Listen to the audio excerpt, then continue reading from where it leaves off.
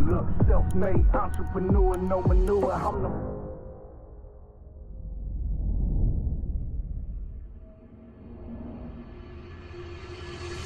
Greetings and salutations. What's happening? What's happening? I got one of my old buddies, man, Mr. Cowboy Ed Jones, man. Welcome to the show.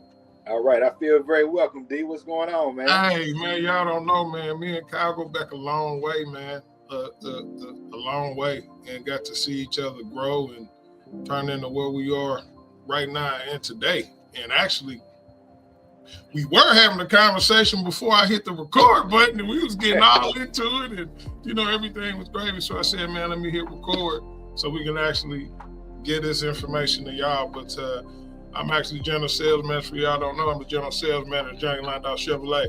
Kyle? All right, I'm the sales manager out at Suntrip Auto Acceptance. It's out in South County.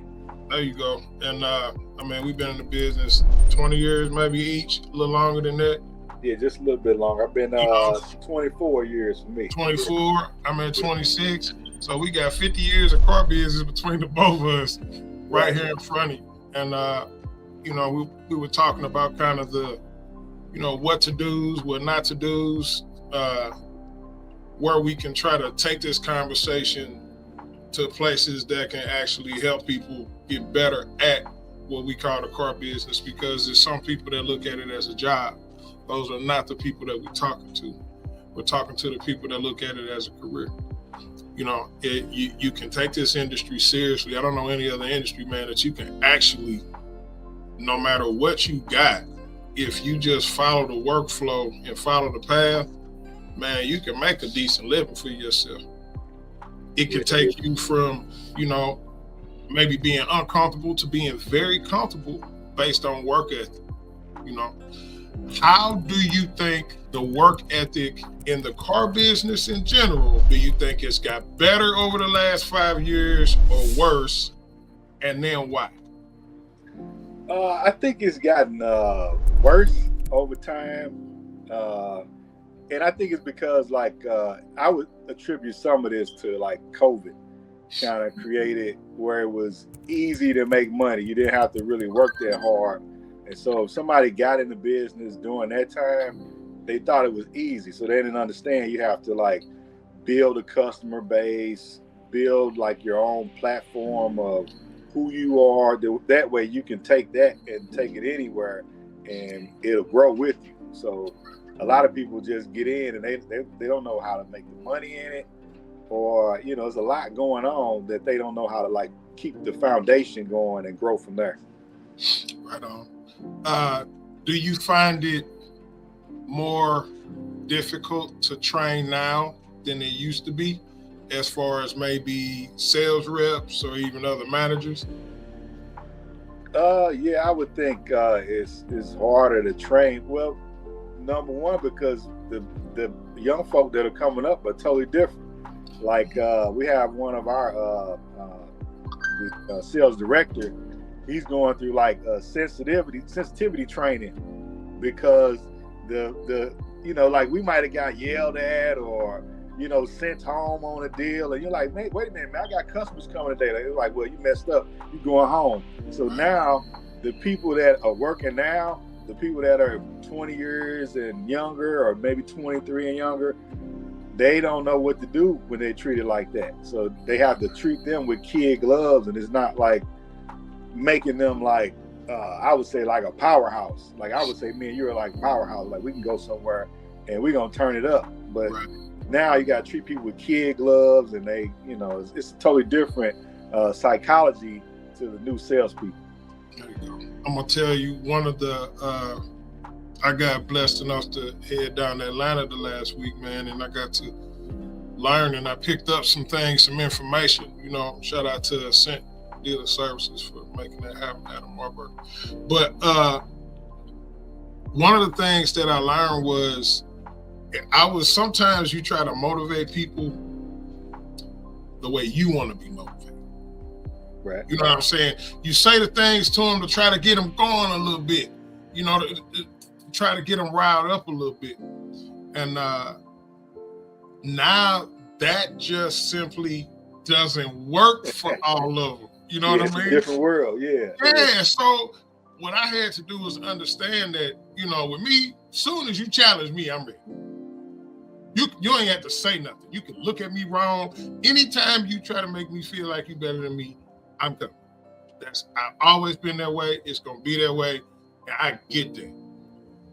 But now, that type of attitude is gone, and it's replaced with inquisitiveness. Let's say, the ability to question more than just follow directions.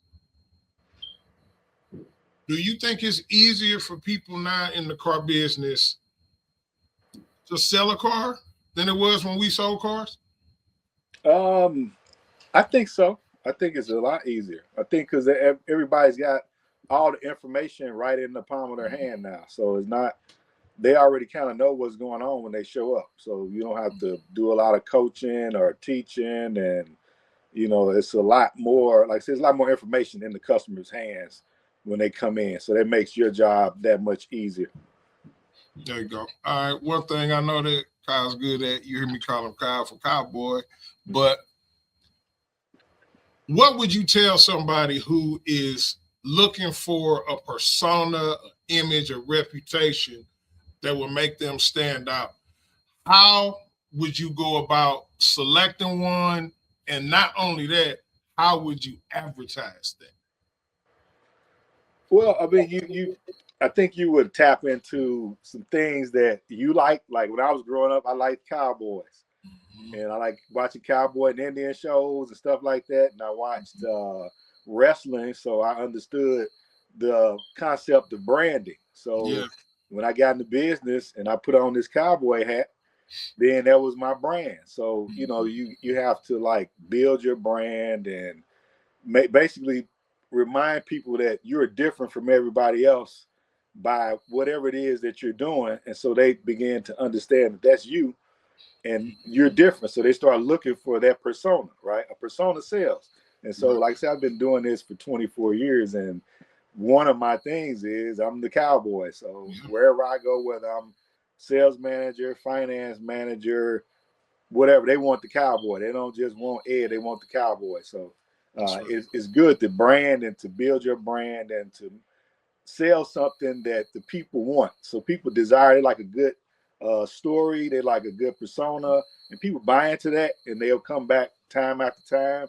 And, I've been blessed for people to say, hey, go see the cowboy. And it's still working for me today. There you go, my man.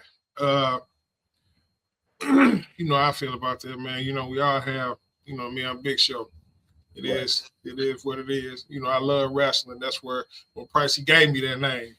That's it seemed to fit. It didn't work. That's how it goes. But hey, you have to do something that makes you different than everybody else. Whether it's something in your process, verbiage, something that you'll be known for. As a salesperson now, it's the back and forth with a customer. I think that is kind of gone. The back and forth, being able to stay in the heat for a minute. And what I mean by stay in the heat is a negotiation is fine. We don't mind talking about money and buying cars. You have to be able to have that discussion with a customer and then be confident that what you're saying actually does matter and it's facts. Right. You have to do it that way. But the reason I bring that up is because you have to be known by something. You have to make your presence felt in some way, shape, or form. If you're going to last now, it seems that the bigger the presence on social media, the more swings you get. And maybe do you think that social media presence has dictated who actually is good and who's not now? Yeah, that's a fact. Yeah, because you have to, you got to be on somebody's phone for them to know that they got to see you. And once they see you over and over and over again, they buy into the fact that you're the person they need to go see. You know, so social media is vital. I mean, it's like transitioning into the new times. If you're not on social media, word of mouth is only going to take you so far. You know, but now it's a digital world, and that digital world is going to take you far, far greater places than just word of mouth would. Do you all train as far as social media? Maybe like how, when, why, purpose, no purpose. Oh yeah, yeah, yeah. So we just hired a new salesperson, and one of the things I was teaching her was that, you know, my presence is on Facebook and Instagram, and she was talking about TikTok, and I'm like, well, TikTok is a whole different thing, and if you want to, advertise and have people coming specifically to see you, then you got to start making those TikToks. You got to start advertising. You got to start putting up cards, talking about things, because she's got to build her brand. So I'm teaching her as a brand builder how to build your brand and start off, but do it in the new digital way versus, like I'm old school. So I got an old school branding, but it works now. I mean, I've been, advertising on the internet for some time now, Right. and I'm doing it a lot more now. But for the TikTok world, it's a totally different atmosphere as well. Mm-hmm. See, now when you advertise on social media, it gets you swings. Do you think those swings are quality based on your advertisement on social media? So your brand. If I'm a young salesperson, right? I'm 25. I'm selling cars. I've been in business 6 months. I done sold about 10 cars a month for about 6 months. I want to get better. I'm trying to build my image. When do you, I think the better question is, as a young salesperson, when do you expect them to make that transition from salesperson to sales professional? And you know what I mean? Like when everything starts to finally go the way it's supposed to go, and you can see them shake and move, and it's less depression, it's less sadness, it's less highs and lows, because, like I said on Facebook earlier, depression and sorrow, it's hard for him to hit a moving target. So if you always constantly shaking and moving, you might miss all that because you got too much going on. But how long before you expect them to have figured it out a little bit? Well, I think, it's a fast-paced society, so I think in today's society, if you really hone in and sit down and really push, I think you can go from good to great in 12 months. Because after your first 6 months of learning how everything goes, while you're learning, you can be building your customer base. And by the time it's all clicking, you already got this big customer base. And now you just got customers that are constantly flowing in, and you're, taking advantage of that. But now you're a professional, and you got a large customer base of people that are constantly going to keep showing up. And then you just keep incrementally getting better and better and better. And you can go from that 8-car salesperson to a 15-car and take that into 25, 30 cars a month just by knowing how to advertise and knowing where to put your money in, your advertising money, because you got to buy ads and stuff, to succeed nowadays. Right on. So now we're going to flip it from salespeople. How about managers now, right? Yeah, buddy. So we all have had our definition of good managers when we were salespeople, and maybe managers that we didn't think were as good as they could or should be. What's 3 qualities you think, being a leader in the dealership, you must have? Well, I think the first quality is to understand your sales force.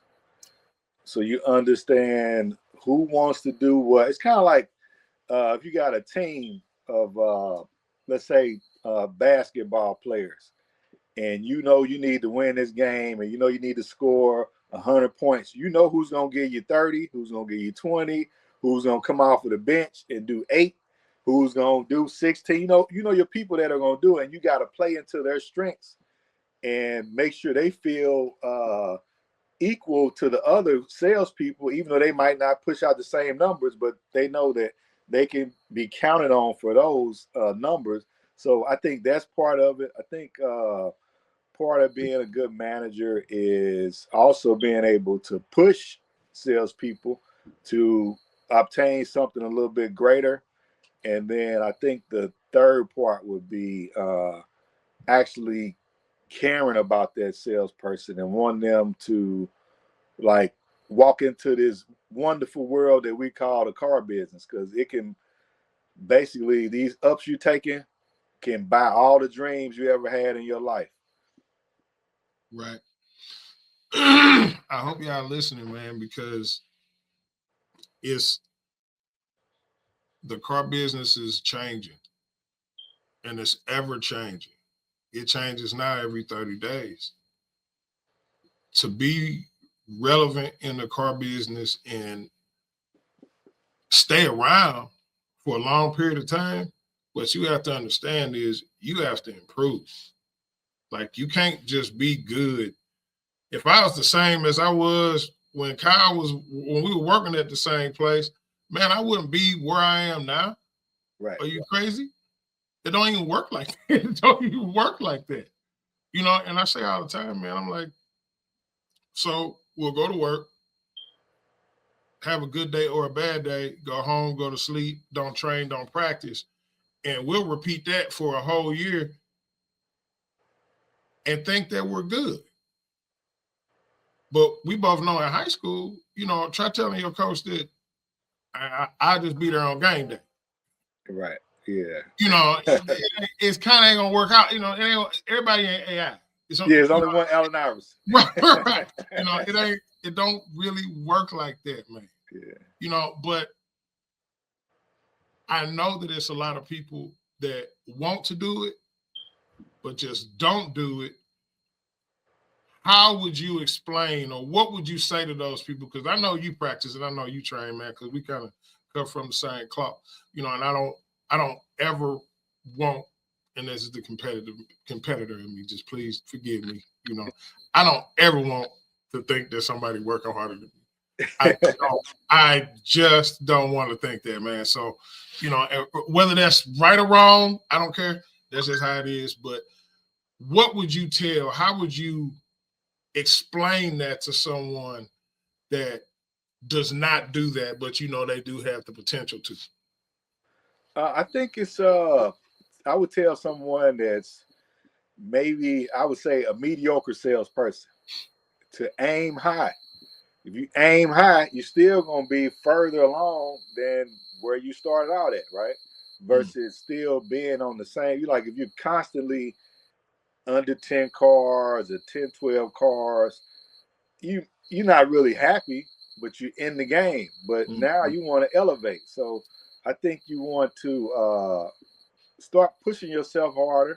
You don't really look at other people and compare yourself against them, but you want to, I always said I want to be in the top 5. So, and I went from being the top 5 to be number 1, right? Because I pushed myself. I'm like, nah, these guys not better than me. So I learned what are they doing that I'm not doing. You take all those pieces and you put them into one, and then you become better. So you can take things that other people are doing and add those attributes to yourself, and it only makes you better. You know, whatever you see other people doing that is good, you add that to you. You hear some wordplay that somebody using on a customer, you like that, you add. You see somebody demonstrating a car really nice, you want to do that too. You see somebody advertising online.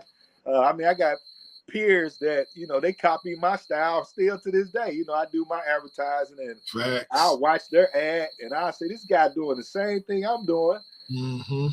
Because he know if I'm doing it's working. So he like, all right, I'm gonna do that in my videos too, you know. Right. Man,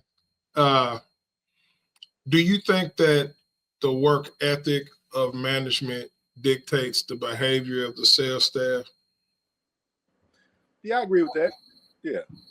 If they see the manager wants to win, then they want to win too, you know. Yeah. I was talking today, man, and I'm somebody who, you know, I'm real emotional with energy. I pay attention to everything, you know, everything, from the energy of the dealership, how the customers are, and everything between. But like salespeople, to me, they fuel me. Like they're what I go to for gas to, to get the train going and get it going and going and going. And when they're down, now where does that gas come from? Now it's a little harder. Right. It's a little harder now because you got to run off half a tank. The work still got to get done, but the motivation part is what's made difficult. So I'm always hoping that the example that I'm giving is we got to work. We got to work, man. It would be cool to go somewhere and just sit down and just look at a computer for 8 hours and then collect a $10,000 a month check. That would be a great job, man. Yeah, that's the gravy job. If I know of any of those that are doing that, I'm pretty sure me and Kyle would be happy to apply to that. So, but it just don't work like that. So my point is this. Please understand that you all are self-employed. The place that you work, they give you a building and they give you a lot and they give you cars. But at the end of every day, the last thing you should ask yourself is this. If you were the president and CEO of a company, would you hire yourself to run it? Wow, yeah. I asked myself that question, Kyle. You know what I mean? And the days that is no, you best fucking believe that it's a rough week for me because it can't be no. I don't want it to be no. And you can't lie to yourself. You can sit there and beat your chest and say, yeah. But when you get home later on at night and you lay in the bed and that big old fat lie you just told yourself pop right up in your mind before you go to sleep. You know what I mean, too? Pop right on up. Beep. Yeah, I did say I would hire me. I would not be at all. You can't lie to yourself. So some people have to be motivated by fear of loss. Some people are motivated simply by wanting to protect and provide for their family. Some people are motivated by money. Some of them are motivated by popularity, fame. What motivates Cowboy to be the best version of Cowboy that he can be? I don't know. I think intrinsically, Dave, I always just want to be the best. I figure like if you can hone in on anything, you can be really good. And then if you push yourself a little bit harder, you can be the best.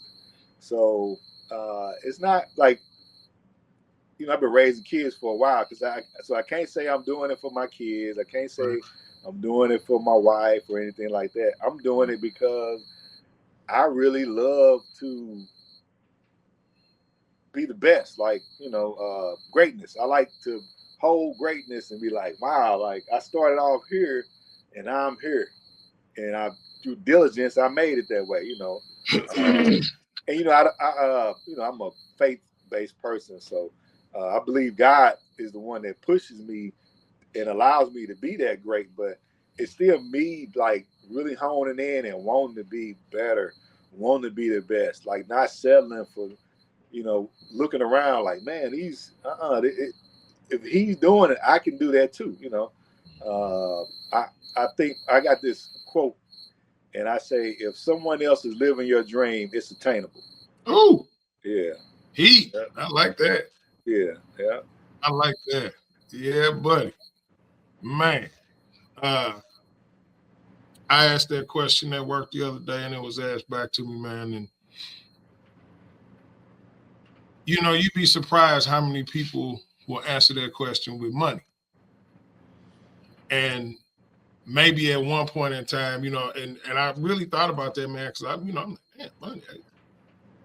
But that answer is based upon where you are, I think, in your life, in your journey, right? Yeah. Because that could be the driving force because that's what you need to get you out of the scenario that you need. But my answer is it was three things. It was skills, it was application of skill, and then it was reputation. Right. Reputation is everything. Yeah. Because you know, you can save money, and I heard this somewhere, man. You can save money, and if the dollar goes down to 1 cent tomorrow, what's your value now? Right. But if I say skill, application of skill set, and then reputation, I'm still valuable no matter what. That no matter what happens there, the dollar can go down to nothing. I have a skill set that has value. So you have to build yourself up, and this ain't just car business, right? You have to build yourself up to the point to where you get to the point where you choose to do things and you don't have to do things. You see what I mean? And we both understand what it's like to be in a scenario where you may feel that you need to do this, and now maybe you're in a scenario where you choose to do it. And to me, the person that chooses to do it, I'd rather have them than the person that needs to do it. Right. And, some people don't agree with that kind. They're like, nah, man, because if he needs it, then he's going to go after it. Nah, man. If I choose this, that means I'm not going to waste my time. Yeah. You know what I mean? Because I could choose something else. But if I choose this, that means you're going to get the best version of me because I'm actually choosing to fight. I don't have to fight. I'm choosing to fight.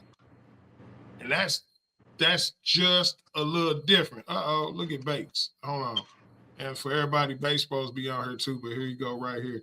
What up, Bates? What's up with it? He didn't jumped in on the conversation. We talking car business stuff. Hey, Bates. What's going on, cowboy? What's going on, people, man? Tell them who you are, where you work. What's up? So I hear you. What you say, Dave? I said, tell the people who you are, where you work. Let's go. Jeff Bates work at Frank Leader Mitsubishi. Going through Johnny Londoff Chevrolet. Nah, man, we've been talking about salespeople, managers, and attitude. Okay. The question now is, what motivates you to go to work? I could say my daughter motivates me.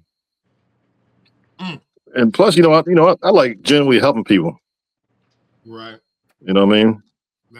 Hey, that's always hey man, y'all looking at 3 people who genuinely like to help folks. Yeah. I mean, I'm gonna tell you right now, we were talking about making an experience your own. Mm-hmm. You have to make your experience your own, and there's a 100% chance. Yeah. If I have to sell you a car, by the time we get done rapping and talking, mm-hmm. you're gonna have a success plan. You're gonna have a plan for your next car. You're gonna know what you need to do to get to the finish line and bring home a W. And then if you further want help, you will also get accountability from me. Because I'm not going for that. I'm not wasting my time with you, building a relationship with you just to let you fail. Right. So we'll go the extra mile a little bit just to make sure that you can win, but don't play me because I don't like that. Right. I am not an enabler. I help you. Right. I'm not going to enable you to do nothing, but I will help you if I can. And we take the public seriously. And some people ain't going to take the path of least resistance in the car bit. 800s don't need our help, right or wrong? No. Right or wrong? They don't need nothing. 800s know what they want. They don't need nothing from us, man. They don't need nothing from us. No. You got to remember, the more people who see us in the positions that we in, the more people see us give a professional experience, and we know what we're doing. Right. And we're telling them things because we understand how it goes. Because we already been there. I've probably been there. I was about to say probably been down that road. Yeah, we done already done it. So we can kind of guide you a little bit. Yeah, don't get me wrong. We all gonna make money to feed our family, but at the same time, the stuff that we tell you, listen to it. Listen to it. We're telling you that not to sell a car because guess what? I don't know if y'all know this, but we all 3 are good at what we do. Right. Right. We're going to sell a car. Right. It's going to happen. Correct. Right. So what I'm saying is, hey, don't you want a plan? Don't y'all want a game plan? Don't y'all need somebody to say, hey, this is what's going on. This is what the banking world think. This is what reality is. And somewhere in the middle, you are. So what we got to do is get you to where you balanced on all levels. Whatever that conversation is, you got to have with that customer. Y'all know what I mean. Oh, yeah, you got to have it from the jump. How soon can you all identify? I ask Bates first. How soon do you identify a customer that needs help and guidance versus someone who does not? No, just from the conversation. Because 9 times out of 10, they're going to tell you, like, look, man, my credit score, like, okay, well, this is what we need to do. You leave from there. But the best thing you got to do is listen to them. You know what I mean? As soon as you listen to them, you know what you got to do. Right. They're going to tell you everything they need to tell you. It's like being being a priest in a confession. There you go. You know, we got to be every job. And what same question to you, Kyle? Well, you know, I agree with Bates. I think it's all in the interview. If you're a really good interviewer, then the first question you ask and conversation you spark, you don't already know which direction this car sale is headed, whether they headed to the help section or they're going right to find the perfect car and let's get you signed up, guys. I think I know exactly what you want, you know. See, I believe in the process. And what I mean when I say that is if you put a customer through a process, you're going to get less resistance because they feel that they belong there. I give you an example. When you go into a doctor's office, as soon as they tell you to sign in, what do? Sit down, sign in and sit down and wait. Process. And not only wait, but hurry up and wait. Right. That's what you're going to do. Right.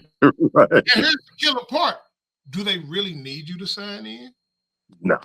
No, they know you're coming in. You about to fill out all that paperwork, right? With your name 100 million times and all of that other stuff. You didn't get the email. They want you to sign in because that's their way of taking control of you. Yeah, they're slowing you down. As you walk in. So they're teaching you the whole time, sign in. Okay. Go sit down with this paperwork. Damn. Yep. Okay. Let me go sit down. Fill all that out. Yep. Go in the room in there and wait 15 minutes. Right. Then the dude come in, hey, how's such and such? I'll be back. You like, right. 30 minutes. You mad as you don't know what. But as soon as you see him, you're the happiest person in the world. Why? Because he knows something that you don't. Right. You went to that person for help.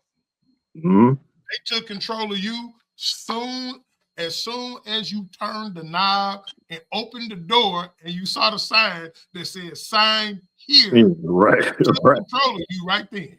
And you put up no fight, no resistance. No, nothing. Nothing. Right. So hopefully they got a TV. Yeah, that's the kind of process that you want to have if you're a professional. A customer should feel the same way. We're the ones that do this for a living. The customers may buy 10 cars in their life. We sell hundreds a month. Right. So, I mean, we're not comparing skill to skill. So the more you come up with your process, man, and stick to it and become a master at that. You know, Peyton Manning, when he was on the Colts, I think the story was I think they only ran like 6 plays. Yeah. All offense, period. Yeah. Talking about when we did the Omaha? Yeah, they mastered them 6 plays. Yeah. They didn't have 25. Right. You know, he said, nah, whatever the number was, it was real small. He said, we're only going to have this many, but we're going to do them the best. Yeah. Right. So I'd rather have 6 plays that's the best than an option of 25 that maybe 10 work, maybe 13 don't. We don't know, you know, but you know these 6 are fire. Right. So the car business ain't hard, man, but I do think that we have to help the younger generation a little bit because the definition of what a sales professional is today is a different definition. And we were talking about that earlier, Kyle. It's a different definition. And it's different because of what it takes to sell a car how much information these customers have before they buy a car. Mm-hmm. Which, if you know what you're doing, I mean, at this point in time, go and have it. Yeah. Just, customer come in, hey, you about $1,000, you about $2,000 higher on this car, the exact same car to somebody else. Mm-hmm. I said, oh man, and you still came here? He said, yeah. I said, I'm out of here. Here you go. Yeah, I love when they say that. Yeah, I said, I'm out of here. I love that. Yeah, it's But all you right. came here though. Yeah. I saw that on Facebook. This little dude said, "You came here?" Right. Because, yeah, that's what I'm saying. My man looked at me and said, "I'm touched." It's all right here. He said he touched. Yeah, my man said, "I'm touched." It's all right here. Oh man. Hey, but social media is playing a big role in the car business. What's something else that y'all think is taking the car business by storm that we kind of need to pay attention to? Y'all think AI? Yeah, I'm doing the AI thing big. Yeah, he all kind of people. He flying, Yeah, I he's seen dancing, he's doing all kind of stuff. stuff. Like a little mini that's movie. not him moving Right. his legs like that. Hey, but you know what? With the AI stuff. So they started turning my videos into reels, right? Yeah. And what's crazy is when I did the one for the EBT, and all of a sudden I'm starting to see my old customers engaging. You know what I mean? So it was, and they started, and then I started getting hit up like, "Hey, man, I didn't know you worked at Frank Lita." Like I tell a lot of these young guys, you can't post cars every day. You know what I mean? Because if you post cars every day, people don't want to see that. They want to see, do something funny. You know what I mean? Or show you out with your family or something like that. You know what I mean? So you post cars every day. They don't care about none of that. Like, oh, okay, you sold another car today. Woo, all right. This ain't like 10 years ago. You know what I mean? But you do funny videos. Man, I got people. I got one of my old customers that hit me up. He's like, man, I just got in the car accident. I seen your video. I ain't, you know what I mean? He's like, because at first he's like, you really taking EBT as a down payment? I said, no, bro. I said that's strictly AI, bro. Don't bring your EBT card. Don't try me. Yeah, but that AI, man, I love it, man. What you think about AI, Kyle? Well, we use AI. We got AI assistants and all that type of stuff, and we got chat bots and guys be typing in, trying to holler at the chat bot because they think it's a real person talking to them. So, there's a lot going on in the car business, but on the other side of it, I think also like it's the instant gratification right now where people are able to buy cars online and have them shipped to them, right? So we have that business model. And if you know that Ford is going to Amazon where you just click and have that car shipped to you, right? So you got to be able to combat that in this generation, right? And still sell yourself and make people want to come see that salesperson or that manager and have the real experience versus just clicking it and then it's in their driveway and they never talk to a soul, So to still be doing that is a feat right now, But didn't Amazon do that in Germany first or something like that to test it out? Yeah, they tested in other markets, but but it's here now though. So it's always been a segment of customer that you look at them now. You always had your people that don't really like going into the dealership, right? But then you got some people who like that's their thing, right?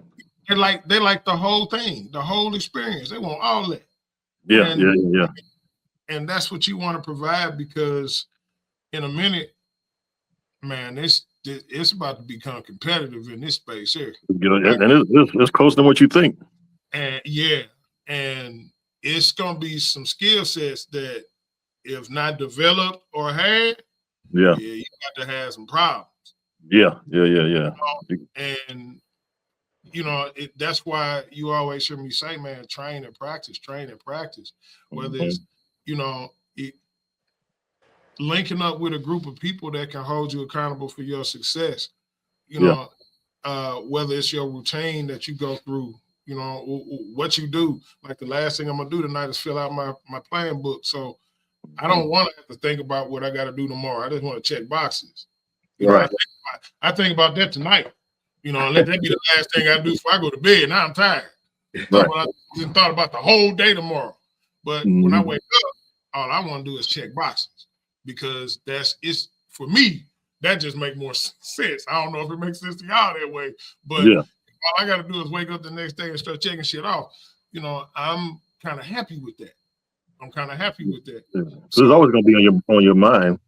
Yeah. The next day is always on your mind.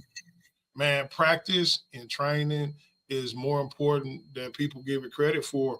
You know, and I know it's a natural reaction to, let's say, the training, phone calls, the things that salespeople love to do the most, the phone calls, right? You know they hate them. Yeah, you I hate them. That's my weakest right there. So what I did was I challenged them. I said, I'm gonna explain it to you this way. Phone calls to me are training. Right. What do you mean? Well, you get to talk to somebody and try to convince them to purchase a car. And the conversation is going to go three ways: good, okay, or bad. Right. So based on the conversation that you have, the more people you talk to, the better you should be developing your skills. Mm-hmm. So would you rather sit there and do nothing? Or would you rather sit there and develop your skill? Because it's not about just simply making a phone call. It's about, for real, developing your skill. And since it's my podcast, we can explain it like this. Fellas, how many times you've been to the bar in your previous life before we was all lovely married and had chicks and things like that? And then there's a nice young lady right there. Are you going to sit on the wall and do like this? Nope. Or are you going to walk over there and shoot your shot? You got to shoot that shot. So my point is, that's training. Every one of them that happened to turn into a no created that yes that came around. Mm-hmm. So it's things that we do in the car business, not because it's busy work or I'm just telling you to do something to get out of my face. It's things, you know, which here, I'm not going to do that to you because I just tell you, man, go on, please. Mm-hmm. It just, if that's what it is, that's what it is. But you want to do things, they're like, man, you call 50 such and such? Yeah. The thing I'm the most afraid of, y'all, this is the thing that scares me, dude. I'm telling you right now, is to lose my skills. Yeah. Are you out your mind? Dude, that's a mid deal. It can't happen. I don't ever want to lose my skills, man. So people look at me like I'm nuts. But I don't want to lose my skills. Right. I jump in the fire. You know, I don't mind jumping in the fire. Right in the middle of it, too. I mean, right in the middle. And fighting off all of them, because in my opinion, there's three types of leaders. You got the leader of ancient, who stood way in the back and told everybody to run forward and die. Yep. You got the guy who used to be the man, but now he's in the middle of the pack because he's a little older. Mm-hmm. 20 years ago, he wasn't, but now he's in the middle. And now he's telling them people to go. Right. And then you have people like me that's nuts and insane who are absolutely grabbing the flag and running to the people anyway. Like, come on, y'all, you can come if you want to. If not, it don't matter. Come on, here I come. Right. So I don't want to be the guy in the middle yet. You know what I mean? I'm not ready to be that guy. I still like to be in the front. Yeah. I definitely don't want to be the guy in the back doing this.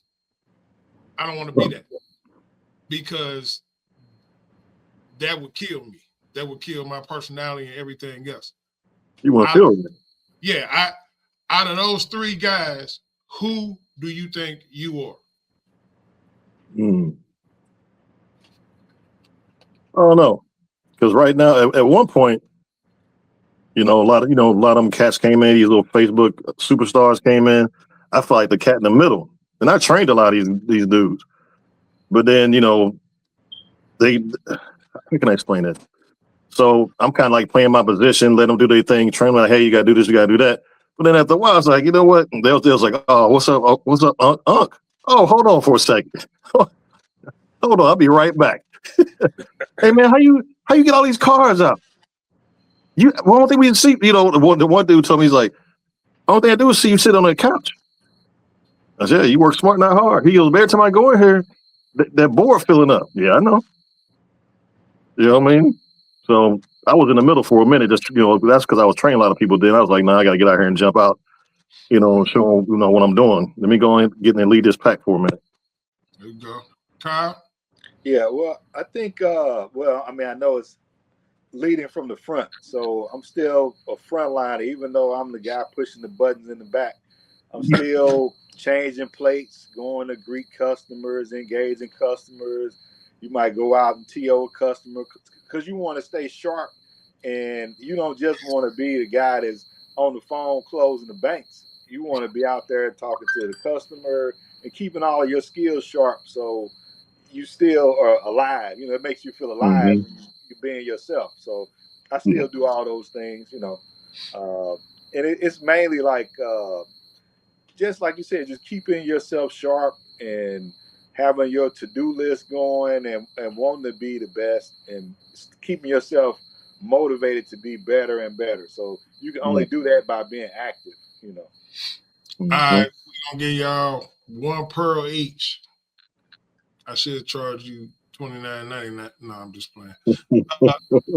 But if you had one piece of advice, right, and I take pride in my reputation in North Carolina. Like that's something I built, man. And with my own two hands, y'all got to see it. Y'all was there. Am I good? Am I bad? Am I ugly? And all of that. I take pride in that, man, because I didn't take the easy way out. Right. I didn't do that. I didn't.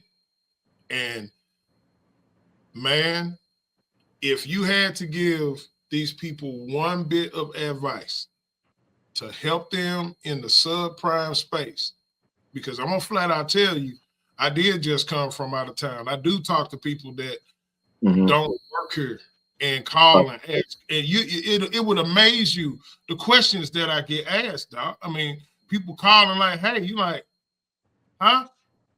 Are you serious? Right on. Wish I had your problems. Right. If that's a problem, man, you're doing pretty freaking good, man. Right. What advice would you give them? Because we're known for subprime in St. Louis. Understand how we get down. Right. I make sure. I mean, the car business in general, from dealerships outside Missouri, they know how St. Louis is, man. They know how we get down. Right. Best believe that. Yeah. And it's evident, and we prove it month in and month out. Right. If you had one piece of advice you could give a subprime, let's call it finance manager, because let's just be honest. Y'all know me. That's right. You're gonna speak about what you know. Speak about what you know. Right. So, what piece of advice would you give them? Just one. We ain't trying to increase y'all checks by $100,000. No. But what would you say is one thing that's very important in the subprime space that we do very well? I would say don't quit. Keep looking for a way to make that deal. It's a way to make that deal. And if you can't figure it out, it's a guy across town. He gonna figure that deal out. He gonna be shaking a hand, and somebody's gonna be changing place on that car because you wasn't thinking on how to figure that deal out, or you didn't sit back and look at it one more way, or hand it over to your partner and say, "Hey man, what do you see in this deal that I'm not seeing?" So don't quit. Yeah, I agree with Cowboy on that, because I've seen finance managers, because as a salesperson, when you've been in it for a minute and just talk to the customer, you're like, all right, this could be a deal. And you'll give it to a finance guy, but so I think sometimes their pride is too strong. They won't let their partner look at it. You know what I mean? Because they didn't look at so many deals. Like they won't let fresh eyes look at it. They was like, oh, this is not a deal. It ain't had to happen to me plenty of times. I'll call a customer back, like, I already bought a car, and I only needed $1,000 down. They didn't care about my trade. Like, you know what I mean? I agree with Cowboy on that. I think a lot of them get lazy. Like Cowboy said, he'd go out, talk to customers and all that stuff, shake hands and all that. A lot of them won't get up off that desk. They don't even talk to a customer. There's a lot of them like that. I've seen them. You know what I mean? Like, hey, the customer want to know this. Nah, just tell them this. Like, no, they want, because customers, if they see that authority figure, that's the last stop. Like, oh, it came from his mouth. So he knows this is the guy back here working my deal. Once they see that, like, okay, we're going to go ahead and do it. Like, matter of fact, I got an example. I had a guy come out, try to close a customer. He got mad at me. This ain't no deal, man. This dude trying to be here. I said, no, I told him he was going to be here. You just didn't sit down and explain to him and break it down to him. So I went back to the guy, talked to him, boom, boom, boom. He came back today and bought a car. He's like, man, that make perfect sense what you just said. He goes, let me go crunch some numbers and I'll be back. And I say, oh, he'll be back. He's like, yeah, okay, he ain't coming back.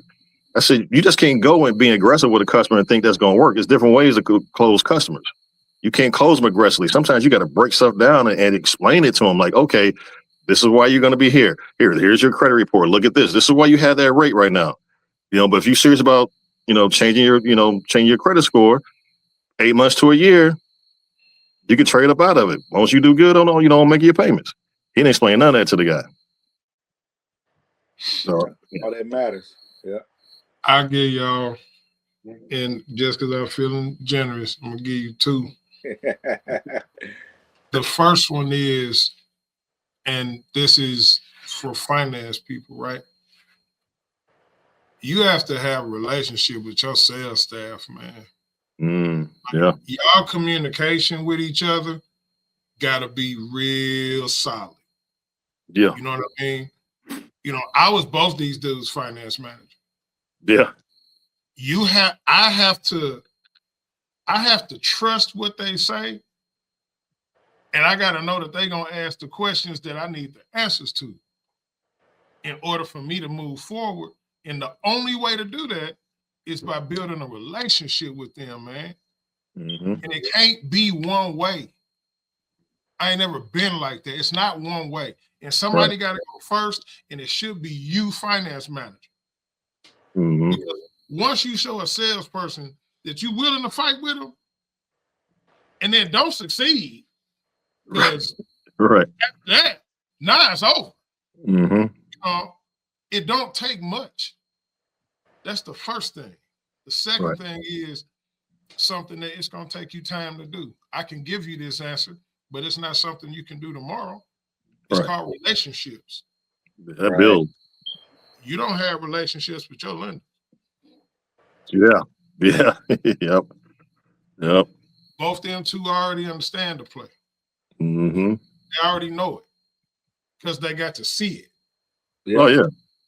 We got to see it, and we all learn. Yeah. Through the weaves of become good at relationships. Yeah. Because I learned a lot from you and Pleasant. Yeah. Hey, shout out to SP, man. Right. SP. Right. Shout out to Yeah. SP. Hey, Man. Hey, SP called with them relationships, boy. Man, because look, I mean, because sometimes you're doing deals. Sometimes them salespeople don't know, and once y'all explain to them, like, okay, I got to do this. Okay, let me go back and grab this. I need how much now? Okay, let me go back and grab that. Yes. Yeah, they don't. Yeah, I tell people all the time, like, it's different now. With how some of the managers are. It's like it put it this way, it wasn't like when I was at London. Yeah. You know what I mean? So man, that time was very rewarding. Yeah. It was. I learned. I mean, the education was. Yeah. You sent under the Captain Wisdom tree. It's one. Right. I tell you, one thing you're gonna learn is exactly what you said earlier. You better not give up. Right. I don't know, but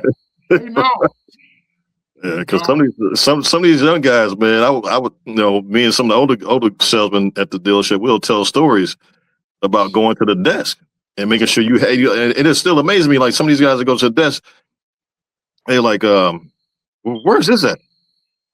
Oh, I didn't know I needed that. How long you been here? For a year. You didn't know you needed check stubs? And I'm just like, oh, I said, man, if you go to the desk You just go to the desk, they look at you, get it out of here, go get it right. They's like, they threw paperwork at y'all. I'm like, man, y'all sis. Now that we fast forward to the current market, we were talking about that earlier, Kyle. So you can't throw no deal in nobody, man. You can't do that. Right now, you better not. You better not. I mean, you better not yell too loud. Oh man, it just. I guess I'm one of them dinosaurs, man, because I'll be telling them, the stories. They look, and them guys, they be looking at me like, for real? I said, yeah, Dave, if you want to, if you had a half deal, somebody escaped you, go out back and fight. They just like, fight? Y'all fought each other? I was like, oh man, I'm so glad I was in the car business this era, boy. Yeah, that's the old days. Hey, but you know what, man? All them times, all those actions and all them phone calls and all them car deals. Yeah. All them bad times that we had, because guess what? We sitting there talking about the good times, and we all had bad times too. Oh yeah, so, yeah. We've all been there. But to get to where we are now, one thing I'm gonna say, both of y'all, man, I'm proud of y'all, man. I got to watch y'all kill the game, man. I don't hear nothing but good stuff about y'all. Yeah. And that's the reason I asked y'all to be on here, man, because when you hear good things about people, man, you're supposed to highlight. We got to do a better job of protecting each other, man, in the process, because it's really easy for people to take advantage of people, man. You can get that manipulative stuff. I ain't gonna elaborate on that, but y'all understand. Oh, I know what you're talking about. You know what I mean? So, but once you get to the point where you're doing stuff because you choose to, that's the play. And then instead of worrying about the money part, you can actually worry about helping the people and loving on them and trying to make it better. Because it's gonna come a time, folks, it's gonna come a time where we're all gonna be done. And then you're gonna have to fend for yourself. Right. So what we're saying is each one teach one. The last thing I tell every customer every time, did you learn something? Yes. Are you better than you were when you first walked in? Yes. Would you please each one teach one? Because maybe somebody has the same questions you had, and you can help them get to the same answers that you did. And guess what they're gonna do? Send them right to you. So and they come in educated. Yeah, you want to educate the community and help the people, because the next time I see you, I don't want to work that hard. Right. I don't want to have to go through what I just went through right now. You know what I mean? I want the next time for us to see each other, I want it to be positive. Yeah. I want it to be uplifting. I want to be able to say, you too can go select whatever you want. Right. Yeah. I don't want to tell you that you can't. And we hate that. If it was up to us and we could get paid, we sell every car for free. Yeah.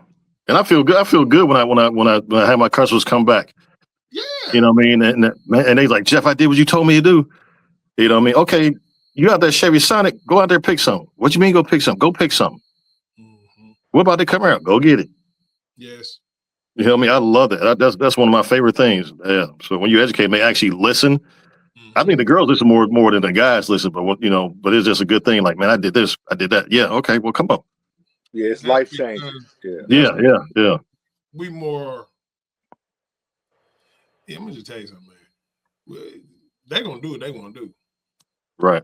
You know what I'm talking about. They gonna do what they want to do. Right. You can say it till you blue in the face. You can try as hard as you can. You can invest in it. You can put your time, your energy, your resources in it. Right. You're gonna do what they want to do. That's just the bottom line. Yeah. It don't mean that we don't stop trying. It just means that we tell you one time. And then I'm on from that. Because the message that the things that we're doing, we don't have to do. It's very easy to, as I call it, the dark side. You can turn to the dark side of this car business if you want to, and see it all the time. See it all the time. Or you can walk the path of the good and the just. Right. And guess what? It does work. Right. And it's rewarding too. Yeah. And people respect you more too. Yeah. And that's the thing. When the foundation is solid, when your foundation is solid, man, people try to knock your building over and it just don't work. Then they leave you alone. I see that dark side more in the younger guys because that they money hungry. They cut corners. You know, man, I see it all. You know, I see it all the time, and I tell them like, look, man, you selling 20, 30 cars. I said, but you have to understand your customer base.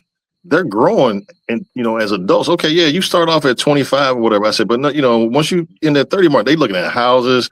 They they got better careers. But they just want here to quit. It was one dude that I trained. He don't call nobody. Nobody. I said, if you really think that Facebook thing gonna keep jumping, don't get me wrong, it's gonna jump for you. But it take 1, 2 times for somebody's like, I call this dude for this or this or that or whatever. And he never called me back. And I try to, they don't call nobody to do follow-ups. I'm like, you get somebody from BJC, she happy or he happy.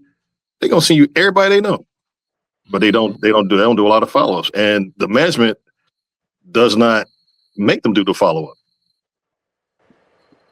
Like, hey, you need to call these customers, and you selling 20, 30 cars a month. That's a lot of referrals, man. Do you? Yeah. Kyle? Do you think that salespeople are not held accountable for follow-up? It depends on where you're working at, but I mean, it's part of the art of doing business is growing your customer base. He was good at that. Kyle flat out, Kyle's good at fucking follow-up. So I'm gonna ask the person that's the best I know at follow-up about follow-up. So y'all need to listen to him. So help the people, Kyle. Yeah. So once you tap into that one customer and you help them, and you follow up with them, then you open yourself up to all of their friends and family and anybody they ever know that even breathe that say they want a car, they're gonna send those people to you. And I've had showroom full of all my customers. I've had like 7 customers, and I have all the other salespeople's offices filled with my customers. They'd be mad. I experienced that before. I got too many people. But that's that word of mouth. It's like cultivating and calling back and really creating a relationship. Yeah. See, certain aspects of the car business, people have strength in. And the way I like to do it is I have people that's strong in areas where I'm not. And then I want them to tell y'all how to get better in those areas, because, one, Rome wasn't building a day, and 2, one person don't know anything. They don't know everything. No. It takes a whole community, of people and information, and then, rinse, wash, and repeat as many times as you can before they even pick up steam. But shit, man, it's been about an hour now, but I'm gonna lead the people with something good, Kyle. I think one of the best things, I would leave with something I learned from you, and that's don't be afraid to call the bank. There's a lot of finance guys that the deal ain't a deal, they just go to the next deal. But don't be afraid to call the bank, pick up their phone, talk to their bank, make love to that other end of their phone, figure out, hey, I need this deal. What can you do to make this deal for me? And that's one of the keys to success in finance. There you go. That's a good idea. My thing for the younger guys is stay consistent. Don't think just because you got even if the deal don't call for references, get references. Say, hey, give me 5 people you think need a car. You know what I mean? Get that list down. Call on people like, hey, so and so say you might be thinking about getting a car. I know that they good with the Facebook stuff and all that. Do more follow-up with your customers. Call them, hey, you about due for an oil change or something. You know what I mean? And the customers like that because what they say before, during, and after the deal, you want them to know I'm still your guy regardless. You don't want them to think like wham bam, thank you, man. Hey, I see you on the next one. Facts. Yeah, so just stay consistent with your customers. You know what I mean? Just keep going. I don't care. Do the birthday thing. Write a personal card. Just put the old school and new school together. I mean, just with Facebook, you can do it. Friend your people on Facebook. That's one of the biggest things. Friend your customer on Facebook. Hey, I'm gonna tag you in this post real quick. Is that cool? Yeah. And guess how many people gonna sit there? Oh, you got a car? Who you get your car from? And you already own it. All right. I'm gonna say this. Something that might make me a little different, but it works for me and it's worked for a long time. I don't sell cars, I don't sell warranties, I don't sell products. I sell clarity with conviction. Mm-hmm. That is what I sell. I don't sell nothing else but that. Because once we understand and we can make the customer understand through clarity, through conviction, things normally turn up going our way. Right. But you have to be clear with people. And, you have to be convicted and convinced that what you're telling them is absolutely 150% correct based on your experience and what you've been doing for that period of time. So it ain't always the product, it ain't always the car. You're selling clarity with conviction because people buy the car from that person. We've all had instances where we've been so clear with people that they come back and buy the car from us and actually pay more. Yeah. Me and Case was at Londorf one day. I ain't gonna say her name out loud because I don't want her to be mad at me because I love her. The name is put it. I ain't say it. I ain't say it. But I'm not gonna tell the story. You tell the story. Which one? And leave the names out. Which one? The you talking the one in the finance? Yeah.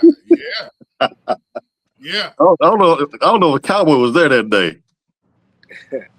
But this lady, she loved me and Dave so much. So one day, what was it? I think this was her second or third vehicle she bought from me.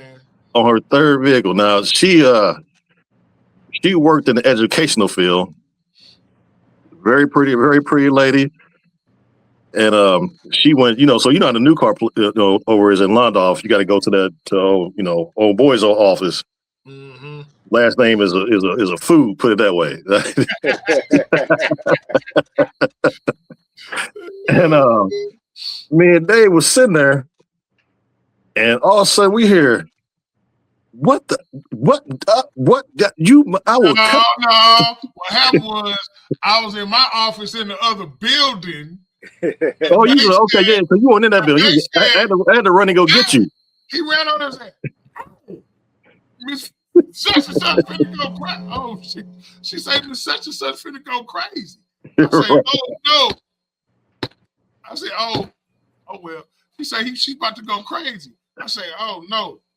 Run over to the other side, Kyle. Yeah. And then all of a sudden, I look, I say, what's going on? What's going on is my speaker acting crazy. Right on. Because the thing about it is the deal was supposed to go to Dave, and I don't know how he got it or pulled it, but yeah, it wasn't. It was not pretty. It was. Hey, you know what? Maybe that's the sign that we ain't even supposed to talk about this. Right. Yeah. But it wasn't pretty though. No, but at the end, it was. You just got to read the room sometimes. Yeah. You just got to read the room sometimes. He loved me and Dave, boy. And the way you know is after no, then it was yes. Mm-hmm. Right. I mean, me and Dave got experiences like that because I ain't gonna talk about our GM buddy, the Whisperer, Whisper. Yeah. But this is the thing that they like I think some of the younger generation need to understand is the relationships that you have with these people to where they come back, they know you, that you know how they are, they you know what they expect, because they don't want to talk to nobody else. No, don't talk to me. Yeah, don't talk to me. Yeah, what I mean, like our buddy the Whisperer. Yeah, that's my dude, boy. Hey, what y'all want to eat? Hey, what you want to eat? Right. My man will literally run to the dealership, Bates, I want that car right there. Yeah. I'll be back. And he said, I'll be back. Right. Then Kyle, he come back at 12:10 prompt. Right. With some Chinese food. Right. No, drop it off, burn Right. out. Right. Call back later on. I'll be there tomorrow to pick it up. Right. Boom. Come in tomorrow, pick it up, go through finance, boom, Uh-huh. boom, get it, gone. And don't work there. If he don't know you, don't talk to him. Leave him alone, man. Leave him be, man. And look, cowboy, this is what you used to do. Come here. What's hey man, this dude over here trying to talk. Who is this? Yes. Yes. Yes, sir. How can I help you? Right. No. No. Walk away from you. Yeah, He will walk away. You know, but that just goes to show that when you do build a relationship with people, Yeah. man, you know, it can be special and genuine, and those are the type of Oh, people yeah. that you want to cultivate and stuff Mhm. like that. But no, man, it's been cool chatting with y'all, man. I ain't Yeah, saying yeah, y'all. yeah. Yeah, man. I Nah, appreciate but, y'all, man. nah, Yeah, no doubt. brothers, man, they're doing well, and Mhm. very proud of them, man. We all cut our teeth at the same place, and Oh, we yeah. were definitely able to take advantage of it and help us get to where we are now. So, you know, at the end of every show, one word, two fingers. Peace, y'all. All right. Peace. I see y'all, man. Look, self-made entrepreneur, no manure, I'm number one. Goose down, jacket, maverick, top gun. Do it B.I.G. like Biggie, big pun. Look,